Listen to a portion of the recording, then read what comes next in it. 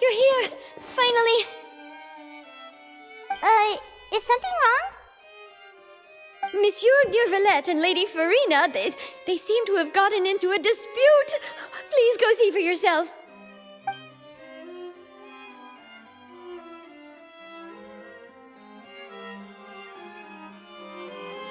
Like I said, I've already explained everything. And yet the problem has not been properly solved. There is little space for excuses between us. It is not my intention to offend you, but please, tell me where you stand. You are the Hydro Archon Focalor, are you not? Look at this. This is a list of the victims from the recent Poisson incident.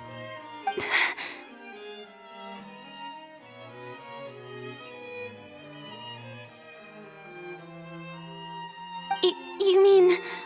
they're all... We did not arrive in time to avert this disaster, and I will not have it happen again. I will say this once more. You must tell me everything you know. Yesterday, I found 3 stone slates in some ancient ruins near Poisson. Do you know anything about those? Seriously? You're questioning me like this is a court case now. I don't know anything about that. But you found them in some ancient ruins, you say? That's correct, which is why I came to ask you some questions. There should have been 4 slates, but one of them was missing. The other 3 featured different images that seemed to correlate to the prophecy. The prophecy?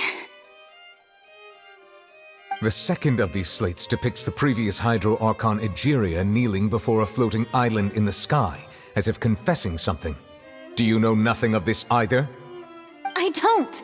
I've never seen such slates. I'll ask you again. Do you really have no information regarding the previous Archon? My deciphering of the slates indicates that the Hydro Archon Egeria once had to confess to, or apologize for, a certain sin. If anyone would know about it, it should be you. All gods don't have the same secrets, you know. She was herself and I'm me. Is it really so strange that I know nothing? I understand your concerns, but I'm sorry. I just don't have anything to tell you. Forgive me for saying this now, Lady Farina, but I have long known of your various secret investigations into certain matters. There are several indications that you have been investigating the prophecy on the sly. This is not strange in itself, considering that you are the Hydro Archon. But it is strange that you should also claim to not know any of Egeria's secrets, as well as do nothing following your inquiries. You have never been as superficial as you have presented yourself to be, nor are you a fool. And yet, your behavior is very inconsistent.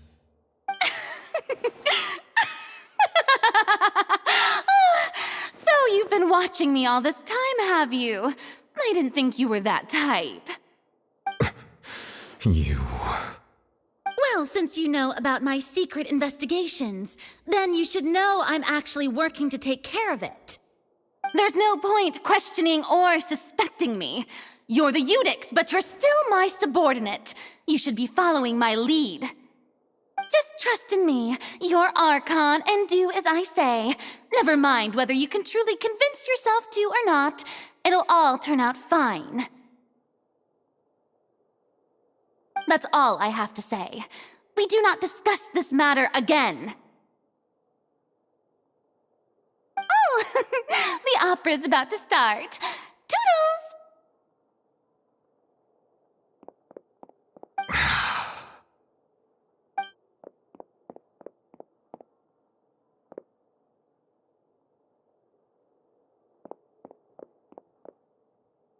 Did Farina not notice us standing by the door? Wonder what's up with her. She was smiling. Huh. She didn't seem in the mood to care if we were listening in or not. I assume you've been outside for a while now? Oh, you noticed. Seems Farina didn't even realize we were here.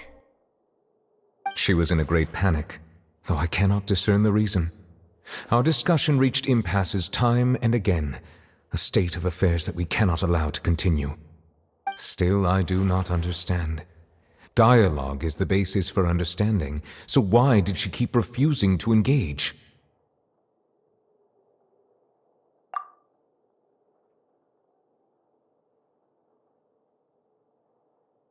Everyone in her inner circle has noticed that she is hiding some secret. The issue is her attitude. I fear that she will not reveal anything unless absolutely forced to. We may have to create a situation in which she will have no choice but to speak. Oh? Like what? Normally, people will only reveal the truth when standing trial. Perhaps we must have the Hydro Archon experience just such a scenario. But Farina's seen so many trials, and she's really good at dodging questions.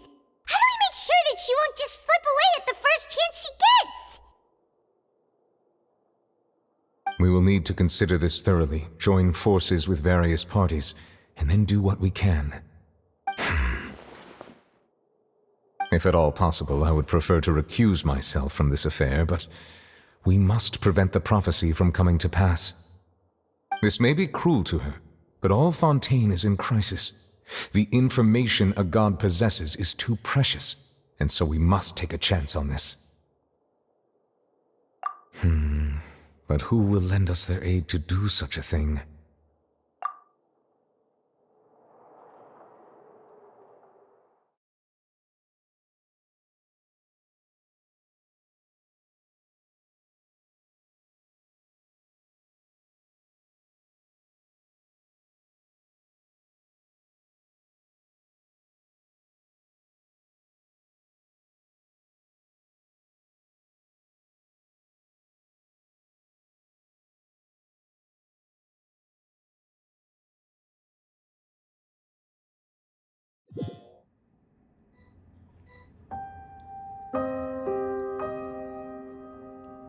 Well, that's everyone, huh?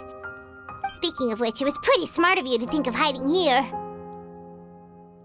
Poisson was just involved in a disaster, so it's presently devoid of people. That naturally makes it the best choice.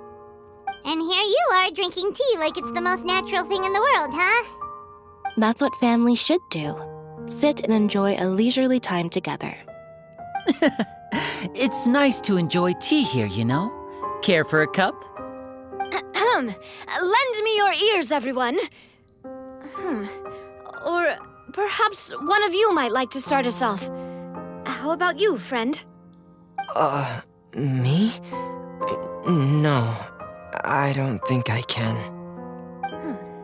Then, how about you, good sir? I fear that I will cause the mood on this boat to become as somber as it is in court. Well then, I guess we're lucky we've got a local like me to organize things. Wonderful, the spotlight at last. I guess I'll be facilitating things from here. That was a little long-winded, don't you think? Oh, you might be right. Anyway, to cut to the chase, our friend here, the Traveler, has brought us together to discuss something. As for what that is, well, let's start by saying that we'll be pooling our efforts together to create a series of traps. Oh, how intriguing. Well, it's just an expression, really. One that I just learned from Chlorand and used on the spot. So, let's invite her to explain in detail. A round of applause, please.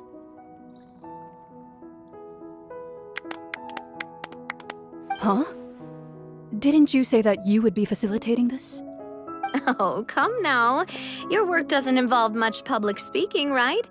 This is a good chance to practice. You might even pick up some fancy oratory tricks to impress your boss with in the future. I see. And what does my boss say? He is glad that you consider him your boss. Do go on.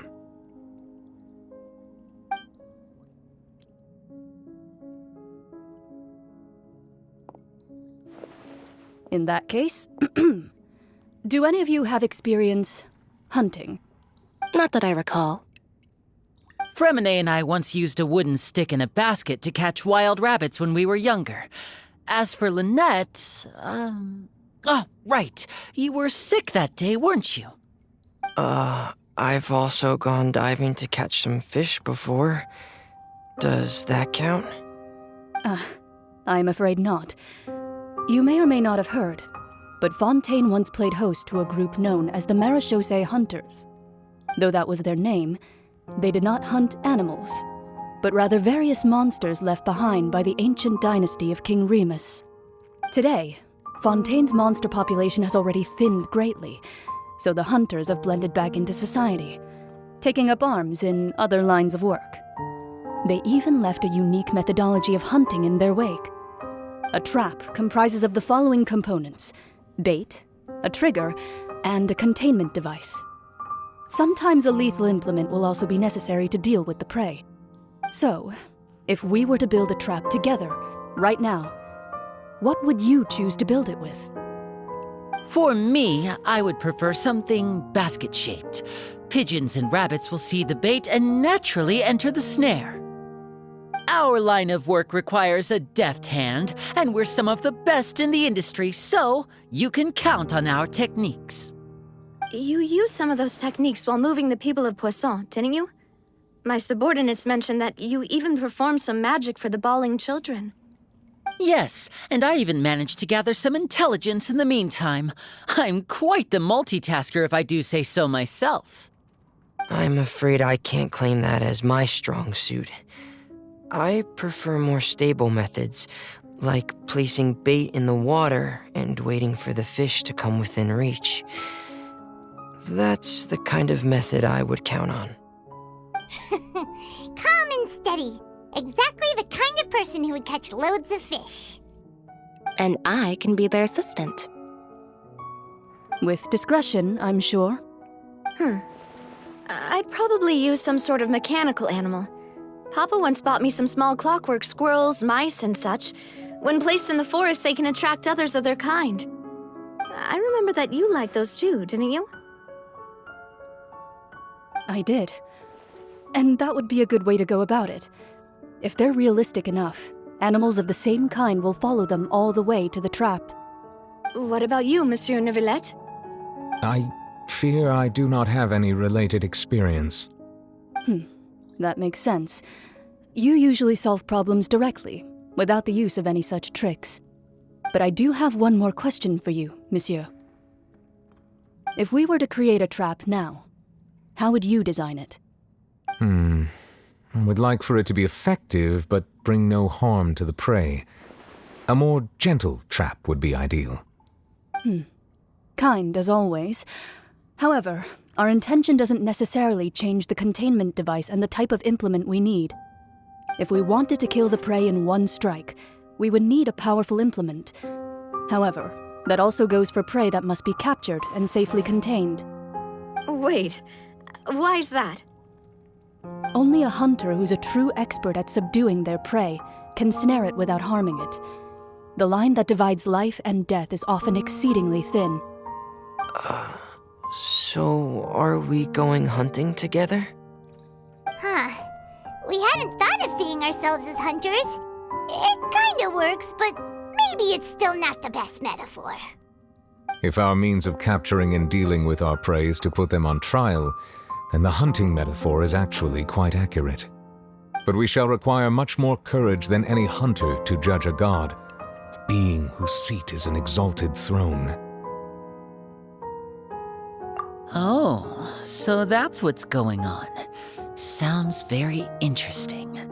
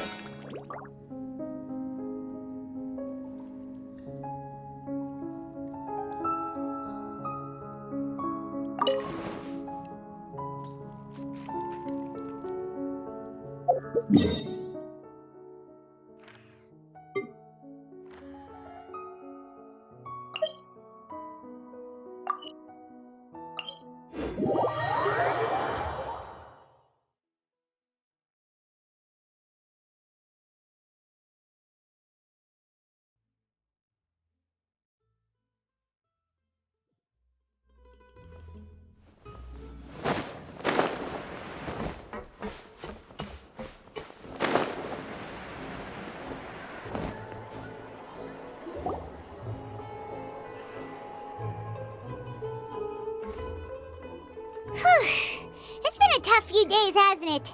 So much has been happening. Paimon didn't think the meetings would go on for so long, but everyone seemed pretty fired up, huh? Paimon thought they'd be at least a little frightened. Well, Fremine was, now that Paimon thinks about it, but everyone else just looked a little surprised. Well... It's hard to say. Paimon doesn't have any experience with this sort of thing. But with you around, Paimon sure will do great. After all, you're the most reliable person in the world, aren't you? Huh? Did you just pour some tea? Paimon didn't notice you doing that at all. Then what's that? Paimon's never seen that cup before. Don't be frightened. I'm just joining you two for tea. I merely refrained from saying anything till now. Who's that voice? But there's no one here. Aw, have you forgotten me already? Wait, you are familiar. You're the voice we heard from the sky in Sumeru. The voice from the sky, I fear that description is wrong. Though, not completely wrong. You're feeling lost now, just as you were feeling previously. I sensed that confusion and thus came to you. Guiding people is an irresistible hobby of mine, after all.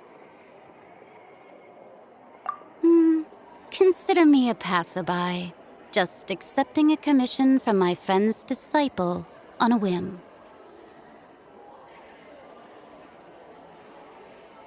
The prophecy. Yes, what has been prophesied will be fulfilled. You may view such things as the history of the future. What? Then is there any way we can stop it? I believe you have witnessed a failed attempt with your own eyes. Can everything in Tevat so easily be changed? So you've caught on. Just as prophecies are usually only the future as seen from the perspectives of the gods, could things be happening in hidden corners where the gods' gaze does not fall? Are the things that you shall see different from the fate that the gods perceive?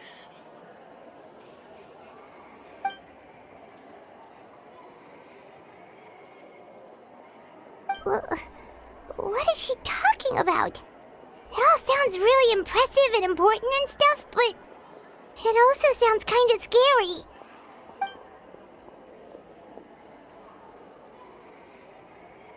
I believe that you understand, right? Some things are insignificant, but others you must reach out to change. Ultimately, fate shall serve as your only guide, no matter what will happen in Tevat's future. All you need to do is to play your part. This was good tea, by the way. Thank you for your hospitality. Well, that'll be all for today. The voice. It's gone.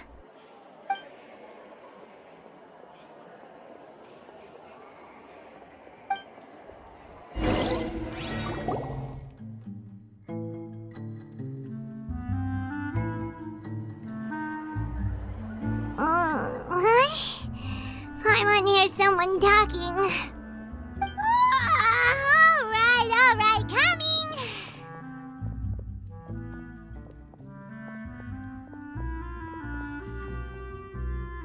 Hey, it's you who's getting lazy, okay? Well, I see I've walked in on some lively banter. Luna! Fine, just fine. I went to take part in that Steambird panel. It turned out to be more interesting than I expected. Not all Fontainians are pessimistic about this. One journalist mentioned that sitting around and waiting for the end to come would be wrong, and that they should make their own rescue preparations. I agreed, so we had a brief chat with her. Did she have pink hair by any chance? Why, yes, it was Charlotte. I assume you've heard of her, no? That daredevil journalist? I'm in full support of her view. Prophecies are very important, but how can people allow their lives to be commandeered by just a few words? That's right! Paimon's glad to hear something sensible for once. Ah, yes, about what we had discussed before. I did try, but I'm afraid I couldn't reach the old hag. I'll try again tonight, but I wouldn't get your hopes up.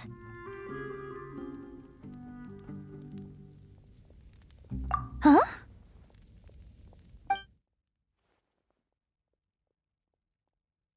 Goodness gracious. Are you serious? She said that even the god's gaze has blind spots. Pretty bold if you ask Paimon. Most people would believe the gods to be all-knowing, right? The Hexen Circle members are certainly anything but ordinary. As for the mage named N, the old hag has mentioned her a few times. She said that N's sense of direction is incredible, and that she loves guiding those who are lost. But I've never met her, and if she were still alive, she'd be... Well, suffice it to say that the hag's at least a few hundred now, and N's been around for longer than that. Whoa, the Hexen Circle sounds like a scary group. But they must really stay in shape to live so long. Their abilities alone are pretty terrifying. If she came to see you personally, then the problem you're facing must truly be of great importance. Well, it's not like Paimon could understand anything she said. Yes, she was quite cryptic, but I suspect she means that there is still a way to turn things around. She didn't say when or what that would be, though, so... Perhaps it is something that you cannot know right now.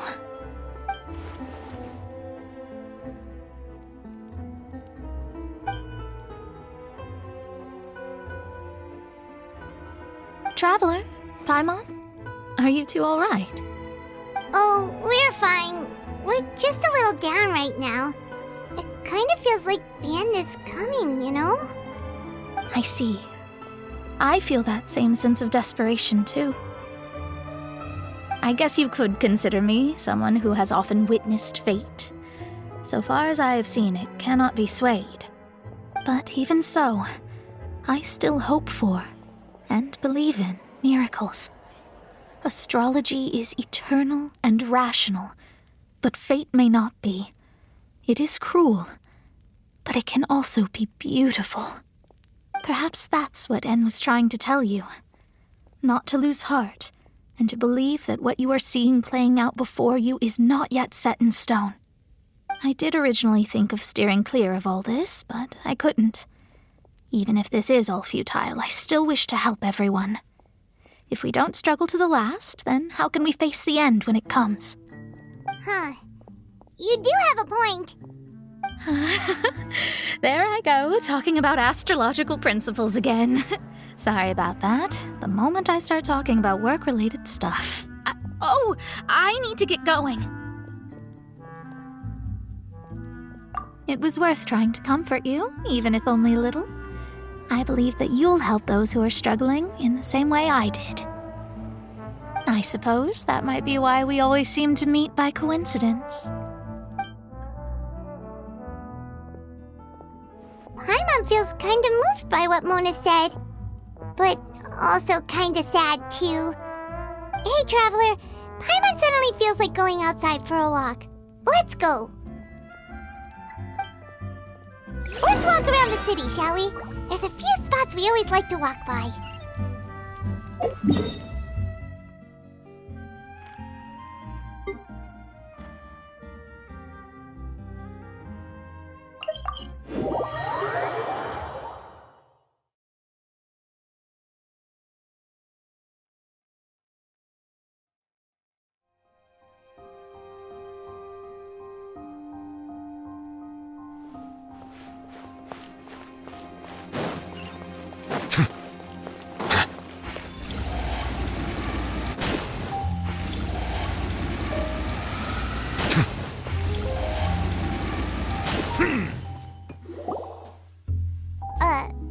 Huh? Our names are written in this newspaper. What's going on? Let Paimon see! The underwater stronghold, the Fortress of Meripede, has continued in its noble autonomy, but that does not mean that others cannot interact with it. My recent attempts to enter the fortress bore little fruit. Huh. Guess Charlotte still hasn't given up on that. Thus, did an Outlander friend become the focus of this report, a blonde adventurer with their white fairy legends trailing in their wake.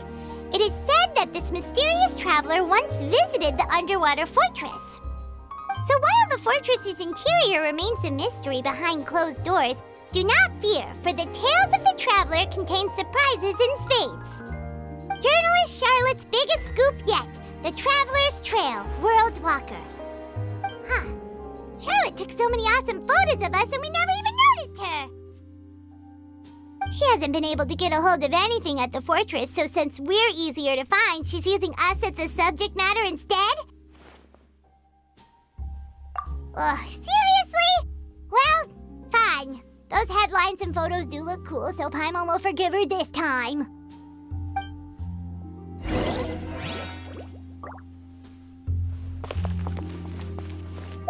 We're here!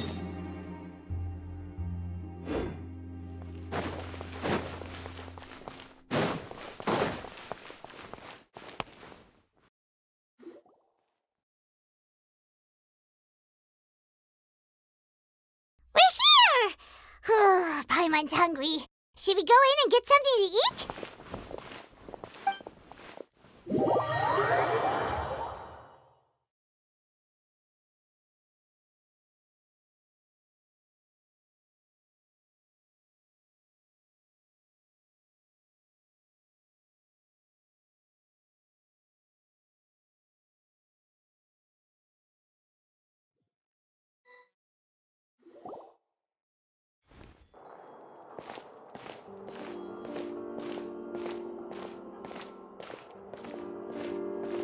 Hey, quick! Look! That's the limited edition only 16 slices a day cake!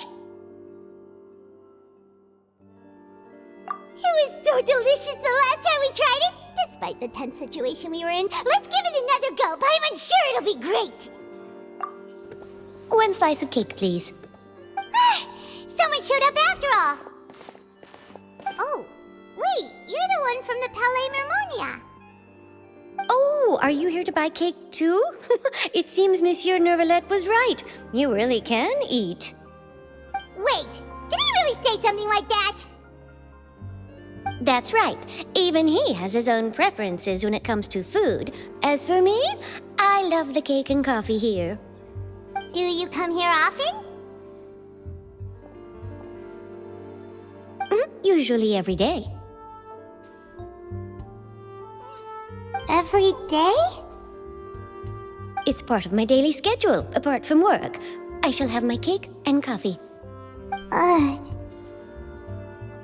Then what if someone told you one day that this place would be closing soon, and you wouldn't get to eat cake here anymore? What would you think? But why would it close? Well, Paimon doesn't know either, but maybe the waters will rise tomorrow. You know, like in the prophecy. Oh, the prophecy. To be honest, I haven't paid much attention to that. No. Still, even if there'd be no more cake tomorrow, that wouldn't keep me from having some today. No. It's the same for eating in general. You might not be able to eat tomorrow, but if you can do so today, then you should carry on. That's what people call living, you know. Huh. Don't be sad. Excuse me, could I have 2 more slices of cake to go?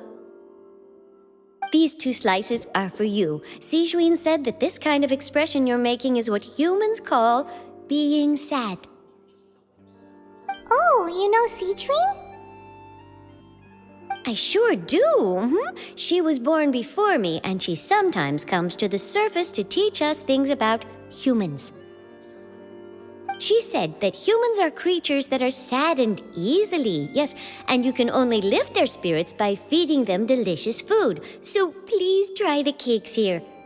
I've got something else to do, so I'll be going now. You two try to stay in a good mood after eating, all right? Bye.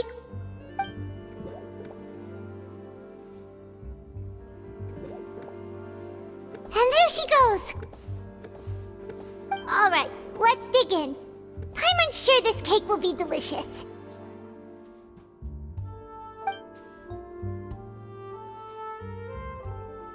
It's more delicious than last time! And the flavor gets even better with a sip of tea. It sure would be nice if we could come again tomorrow. Sure would be nice if we could always eat delicious food here.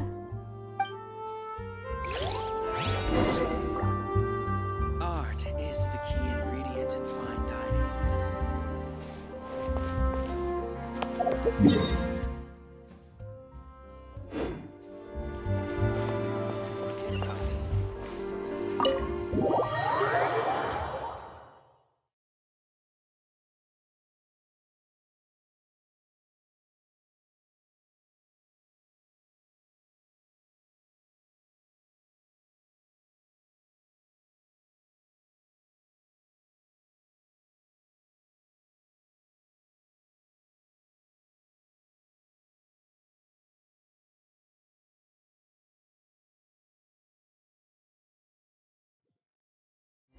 Oh, we're near the Seabird office. Let's go look for Charlotte and have a chat.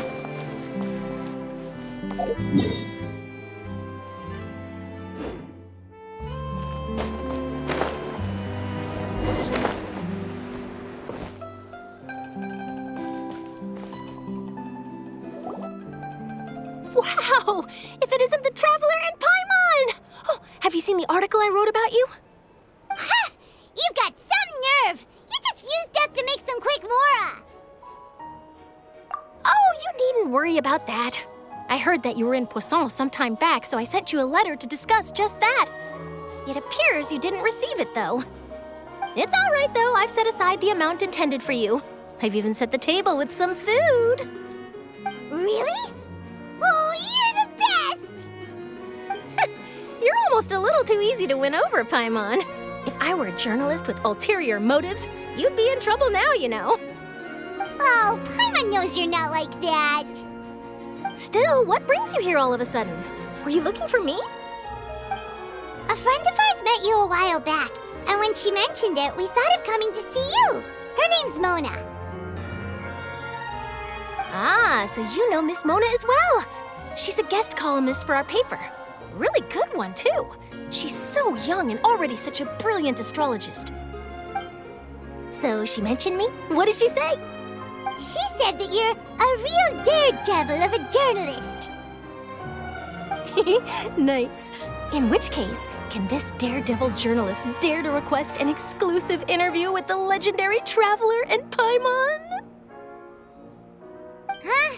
So your article in the paper today doesn't count? Oh, of course it doesn't. That was more like live photography. What I'd like to do is dive deeper and ask you to talk about the things you've seen and experienced. Yeah, are we even qualified enough? Why not? If I say you're worth an interview, then you're worth it. But not right now, of course. I'll need a few days to prepare. Oh, in that case, we'll just chat when you have the time then? Oh, so that's a yes? Ooh, splendid! I'll tell the editor-in-chief immediately. I'll have to apply for lighting, a venue, some props, and... Whew, so much to get done now. Talk to you later. Wait, Charlotte, Paimon's still got a question for you. And what's that? If, just for example, Fontaine were to be flooded tomorrow, what would you do today? Huh, that's the prophecy you're talking about, isn't it? I mean, I do hear about it often, but I've never once thought that the day could be tomorrow. If you're seriously asking, then I might try and think of a way to leave Fontaine. Oh, but I'm still a journalist first and foremost. That means I have a duty to be reporting from the scene. And secondly, I wouldn't forsake my homeland that easily. From what I've seen, most people don't know what they'd do should the worst come to pass. In truth, it might be better just to behave like normal rather than worry over such an end. So in all likelihood, I'd probably still be prepping at the office for that interview of ours. I know what you're thinking. That sounds a bit sad, but I've always believed that it's best to do what you enjoy. Just think about it. If this nation really were to be suddenly destroyed tomorrow, but I still successfully finish an exclusive interview with a truly unique person, then the story I would wind up writing would truly be timeless. And then do you know what I'd do? Well, I'd write that story, send it for printing, and use messenger pigeons to get copies out to the various nations as soon as possible. I'm not a dreamer, nor am I a workaholic, but I do love my job, and I'd be proud of leaving such an article behind. I guess you could say that I was born to be a journalist. But anyway, that's my answer. And on that note, I'll get back to my preparations. That's so nice. All of a sudden, Paimon actually kinda envies her. Anyway, let's go and take a look at the sea, shall we?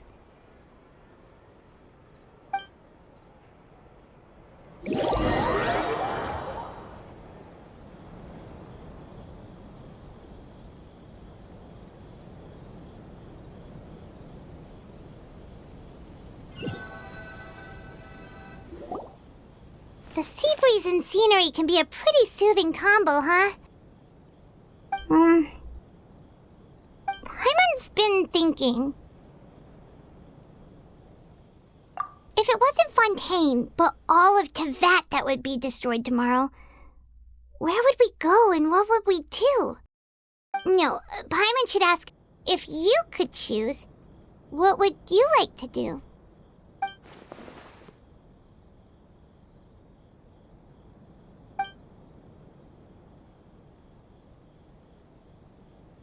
We've always been moving to the next destination, so we haven't spent much time thinking about these kinds of things. We didn't have to either, with us always being on the road and whatnot. You mean, still traveling?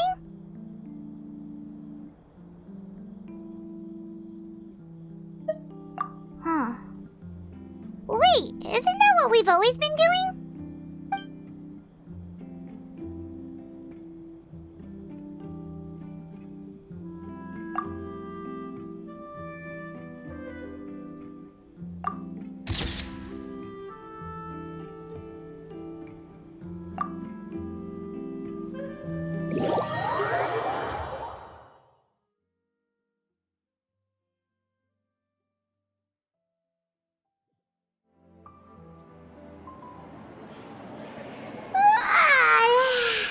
Feels like you'll grow mold if you stay here long enough.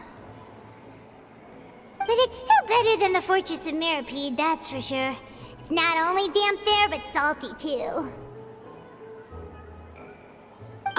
So the two of you are still here. Wonderful. Oh, you're from the Palais Mermonia, aren't you? Yes, I'm Isadora. Monsieur Nervillet sent me to look for you two before. I heard that afterward you went to the Fortress of Meropide.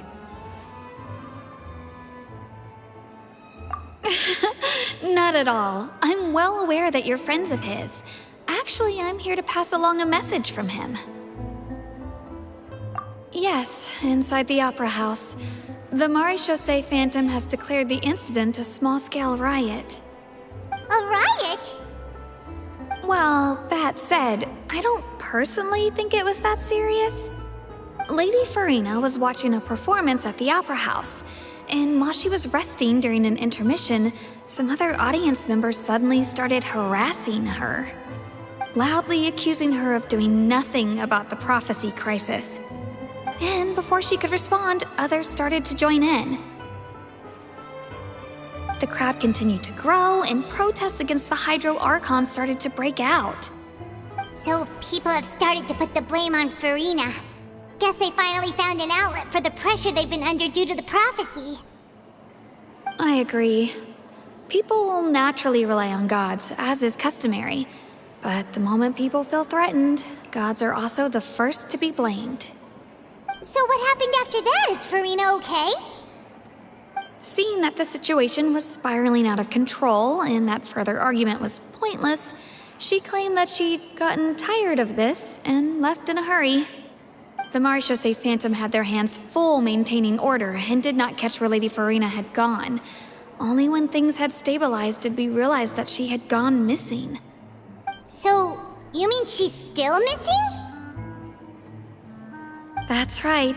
The Maréchaussée has dispatched many people to search for her, but we don't have any leads yet.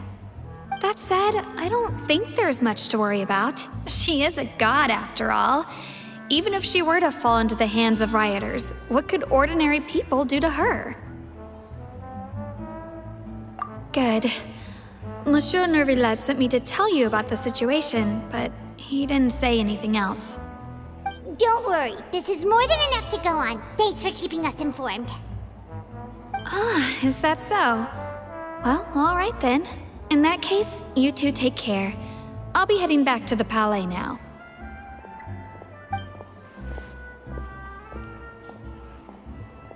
Well, sounds like we should hurry over to Poisson then. If we know Farina, she won't try to fix things in this situation. Instead, she'll look for a place to wait out the heat. And, as we also know, she may be loud and dramatic, but she doesn't have a heart of stone. When Nervillet was talking to her in the Palais Mermonia, and she heard about Poisson, she couldn't hide her sadness and remorse.